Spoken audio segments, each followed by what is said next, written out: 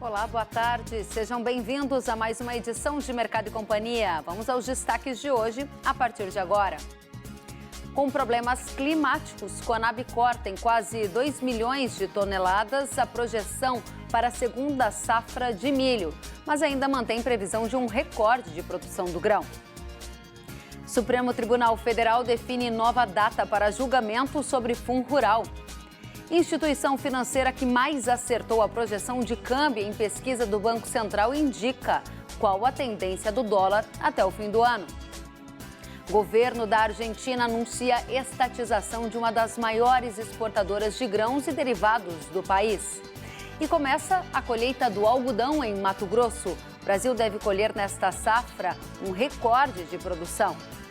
E tem ainda cotações, análises e muito mais. O Mercado e Companhia já está no ar.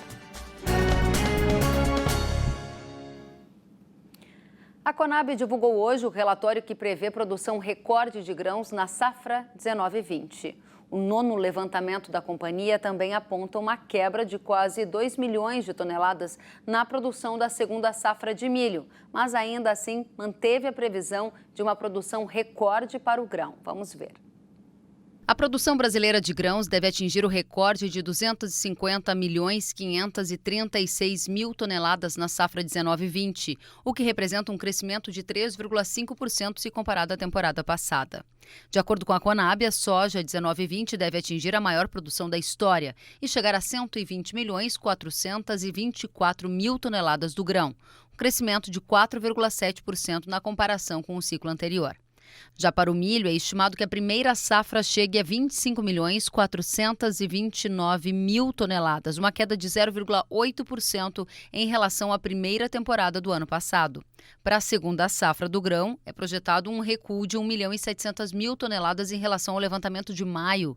Mesmo assim, é previsto uma evolução de 1,4%, com uma colheita recorde de 74.232.000 toneladas. Já na região de Cealba, composta por Sergipe, Alagoas e Nordeste da Bahia, além de Pernambuco e Roraima, a Conab manteve a previsão para a terceira safra de milho em 1.330.000 toneladas, 9,2% acima do que foi colhido na temporada passada.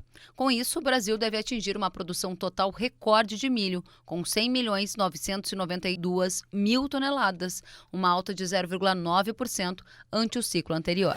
De acordo com o relatório Focus do Banco Central, os bancos e corretoras que mais acertaram a projeção do dólar nos últimos 6 meses estimam que o câmbio encerrará este ano a R$ 5,40. É uma lista com os top 5, os 5 que mais acertaram. A gente separou, então, em gráfico para você ver a evolução prevista para o câmbio. Top 5 do Focus para o dólar, estão aqui as expectativas. Vejam que a gente tem aqui, idealmente a gente deveria ter aqui então um mês, que é o próximo mês, e assim até o final do ano, ou seja, dezembro, novembro, outubro, setembro, agosto, julho e junho. Vejam que esta é a variação prevista. Vamos então conversar com o banco campeão de acertos nas previsões de câmbio nesta pesquisa do Banco Central, a pesquisa Focus. O Banco Sicredi é o que mais acertou entre os top 5 que ainda acertaram mais. O Pedro Ramos é o economista-chefe do Sicredi e está conosco ao vivo. Seja bem-vindo, Pedro. Qual é a sua visão para câmbio? A gente vê dólar hoje abaixo de R$ 4,90. O que vai acontecer de agora em diante? Bem, boa tarde a todos. Boa tarde, Kelly. A nossa expectativa é que o câmbio se mantenha próximo do patamar corrente, né? Nós já temos a expectativa para o final do ano que fosse chegar perto de 4,85, mas aconteceu de maneira muito mais rápida do que nós estávamos esperando, né?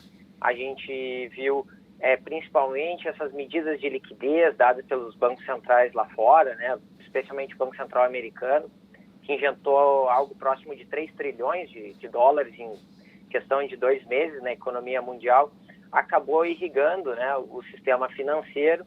E na medida que os dados econômicos foram vindo um pouco melhor do que esperado, a evolução do coronavírus foi um pouco melhor do que esperado, os mercados já rapidamente se adiantaram nesse processo e os ativos de maior risco, que incluem moedas de países emergentes, acabaram se valorizando durante esse processo, né? Bom, você então coloca que há muito dinheiro no mercado, liquidez, e ainda diz que a recuperação desta pandemia está sendo mais rápida do que aquilo que era imaginado. Com isso, a percepção de risco diminui e a tendência do dólar é cair mais? A visão de vocês é qual neste momento? Bem, a gente acredita, né, usando um palavreado bastante simples, né, o jogo não está jogado, né? Existe ainda muito risco no cenário econômico que pode colocar essa taxa de câmbio para cima. Assim como ela desceu rápido, ela pode acabar se desvalorizando ainda, porque a pandemia não está plenamente controlada, né? O Brasil e a América Latina, acredito que são casos evidentes de que ainda é um desafio para a economia mundial conter o surto, e também os infectologistas, né, os especialistas, tratam ainda como a possibilidade de haver uma segunda onda como possível. Então, enquanto esses riscos não forem eliminados, a chance de a gente ter dados ruins de atividade econômica nos surpreendendo ainda mais do que já aconteceu, e mesmo o mercado financeiro ficar com receio disso, mesmo que seja pequeno o dano, pode fazer a moeda desvalorizar. Então, esse patamar de 4,85 a gente entende que é um patamar de mais tranquilidade do mercado financeiro, acreditando, né, que o coronavírus está ficando para trás, né? E isso a gente ainda não tem certeza.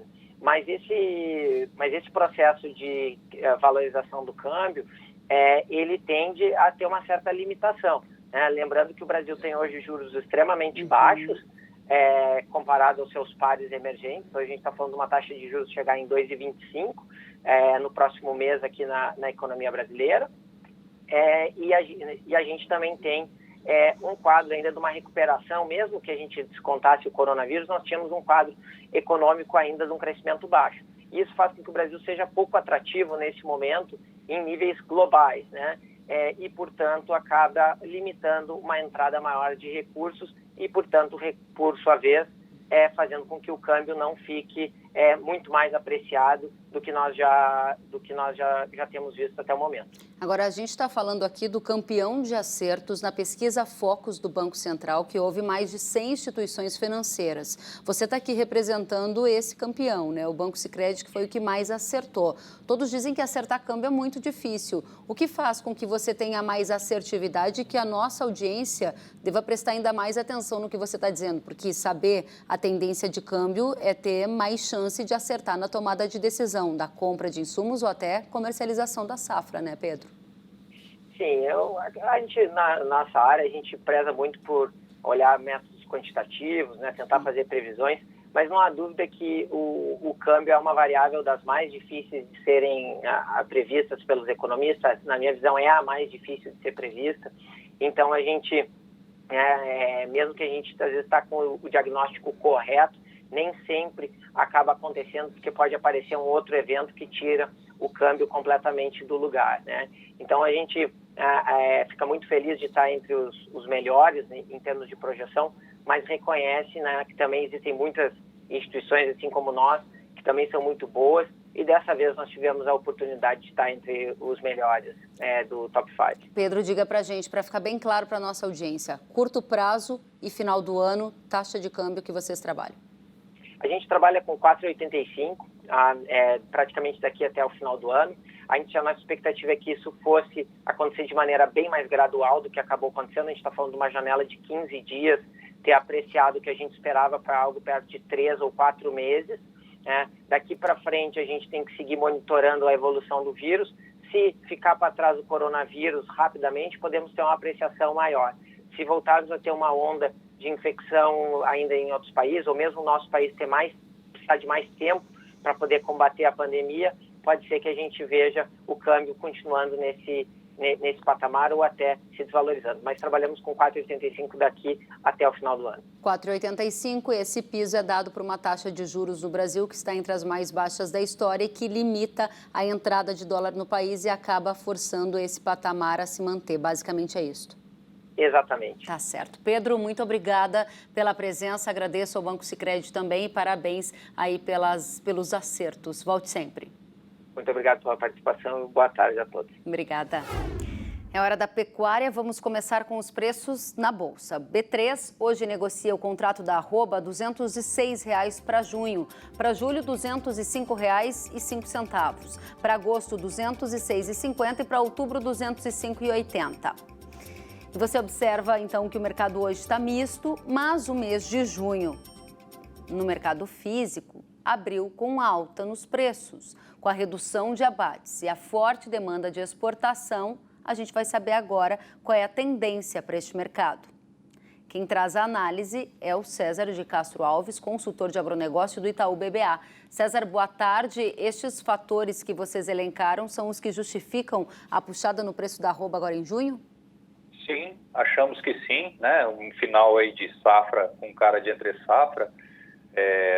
Acho que as grandes justificativas são a exportação muito forte e principalmente o abate bastante contido, né? Aquele tradicional final de safra com mais oferta não aconteceu. Pode até ser que ainda tenha o animal para chegar, mas a percepção que está ficando mais consolidada é de que, de fato, o volume de gado ofertado está bem restrito, né? Então, isso acho que justifica a firmeza dos preços, no meu entendimento. Agora, a tendência, o pecuarista que nos acompanha observou o preço firme em junho, subindo em algumas praças, mas ele entende que o consumo interno ainda está enfraquecido em função dos efeitos da pandemia. Esse vai ser um limitador para altas ou isso já foi superado?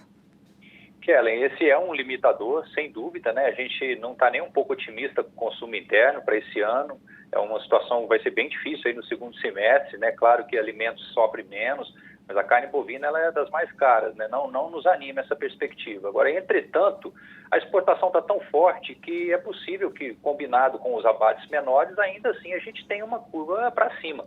Então, respondendo a sua pergunta, eu acho que a tendência é para cima, para o alto e avante. A curva futura está de lado, né? Ou seja, ela está ainda dando um prêmio para uma possível acomodação, mas a verdade é que, como isso não aconteceu até o momento, a curva está de lado. Então, teoricamente, ela deveria até andar mais de agora até o final do ano. Lembrando que a gente vai ter possivelmente um confinamento mais restrito, né? Porque a margem ficou mais apertada, né? O futuro caiu, o animal reposição ficou caro e a dieta não caiu muito. Então, é um cenário para cima, no meu entendimento. É justamente essa questão que eu ia te fazer, porque a gente está falando aqui de que junho abriu com preço firme, mercado físico, agora mercado futuro totalmente sem direção na Bolsa hoje. Alguns contratos em alta, outros em baixas, outros estáveis. O mercado não comprou a ideia de que o preço do boi vai subir mais no segundo semestre?